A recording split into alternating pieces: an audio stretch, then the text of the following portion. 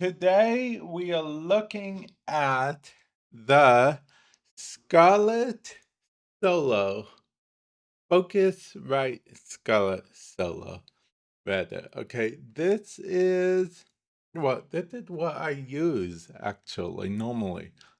I'm technically using a wireless mic right now. The Rode Wireless Go 2. I have a whole video covering it if you want to check it out, but I'm only using it because of the fact that I have this in my hand right here.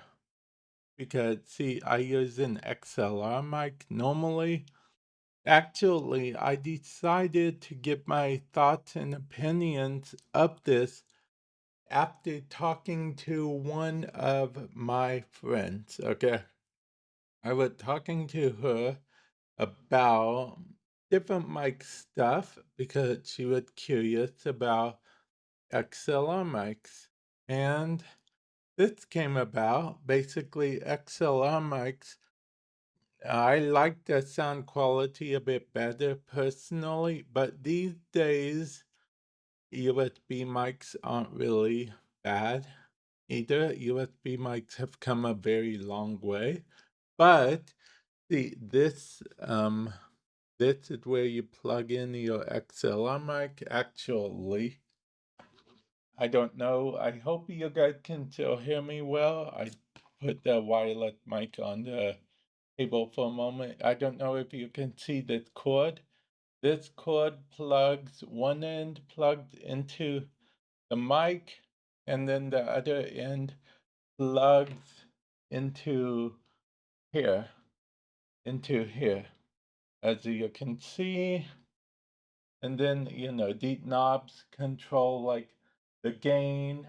Oh, and in most cases, you'll have to press this power of 48 volt or whatever. So your XLR mic can actually get voltage to it and actually turn on properly and work. As you can see, that's for monitoring. Like if you want to monitor what you sound like to other people, that's an option. I'll be honest, most of the time I just use OBS for that if I want to, but that is an option within it itself. And this, well, sorry if it looks a little, a little bit dusty and whatnot.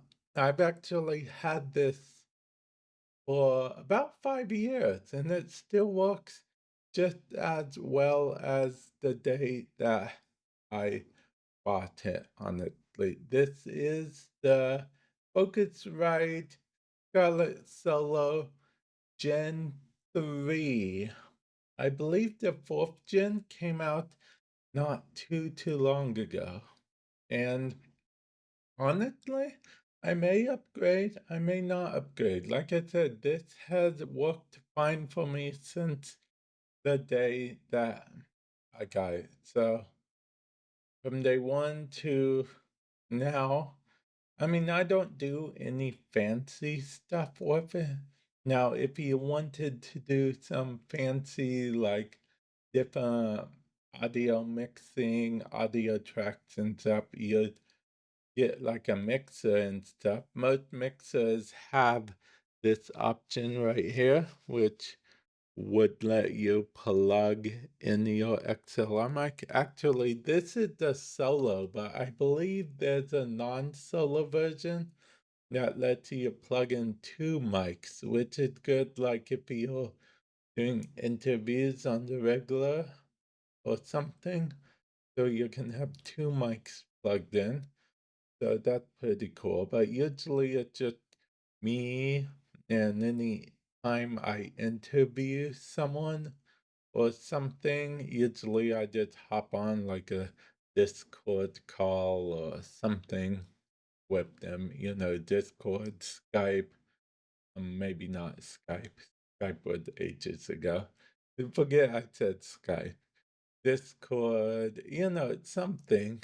something, even you, yeah, I don't know, just some video, something with them, okay, at the internet, so we're able to do that. But yeah, anyway, this is it. This is what I use. Basically, this supplies, like I said, extra voltage, so the mic can actually work with no problem. Now, in case you're wondering, the back is how it connects to the computer.